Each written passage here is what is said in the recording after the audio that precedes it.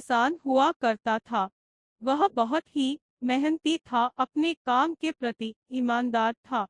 वे अपने छोटे से खेत में काम करता था। उस छोटे से खेत से उनको अच्छा खासा धन प्राप्त हो जाता था।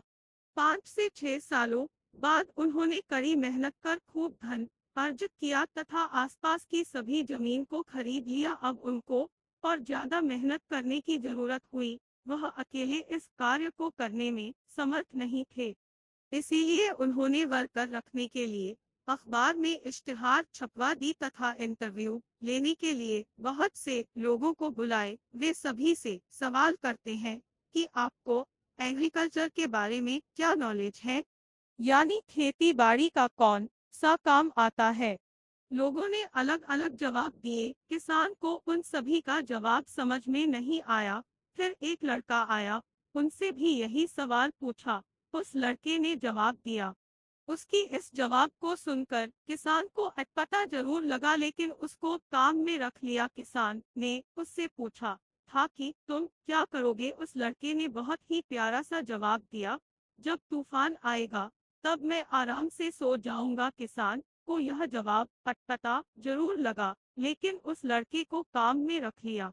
अब इसका क्या मतलब है, आइए देखते हैं। वह लड़का किसान की हर काम में मदद करता, खेतों की रक्षा करता। एक दिन किसान दौड़ते हुए आया, उस लड़के को ढूंढ रहा था क्योंकि तूफान आया हुआ था। उन्होंने देखा कि वह लड़का आराम से सो रहा था। किसान अपने मन में कहने लगे, देखो इस पागल आदमी को कैसे सो रहा है। इसे तो अपना काम करना चाहिए, बैलों को बांधना चाहिए, खेत की रक्षा करनी चाहिए। किसान अंदर गए और उस लड़के को उठाई और बोला, तुम्हें अपना कार्य मालूम नहीं है क्या। लड़के ने जवाब दिया, मैंने आपसे पहले ही बोला था जब तूफान आएगा तब मैं आराम से सो जाऊंगा। किसान कहने लगे, यह पागल बेवकूफ आदमी मेरे पल्ले कैसे पड़ गए। जब तक यह उठेगा तब तक मैं अपना काम कंप्लीट कर चुका हूँगा। किसान गायों को बांधने के लिए दौड़े। जब वहां पहुंचे तब उन्होंने देखा कि सभी कार्य पहले से ही हो गया था। कहानी से सीख कर रहती।